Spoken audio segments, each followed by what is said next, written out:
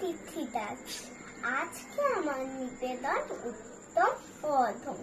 কবিতাটি লিখেছেন সত্যেন্দ্রনাথ দত্ত। কুকুর আসিয়া এমন কামড় দিল পথিকের পায়, কামড়িয়ে চোটে বিষ দাঁত ফুটে বিষ লেগে গেল তাই।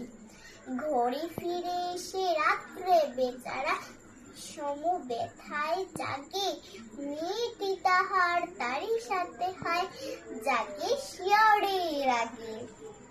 বাপের এসে বলে ভর্ৎসনা চলে, কপালে রাখিয়া হাত, তুমি কেন বাবা ছেড়ে দিলে তারে, তোমার কি নাই দাঁত?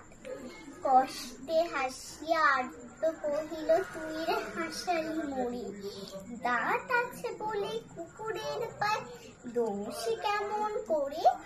কুকুরের কাজ কুকুর করেছে, কামড় দিয়েছে পায়, তা বলি কুকুরে কামড়ানো কিরে মানুষের শোভা পায়? নমস্কার।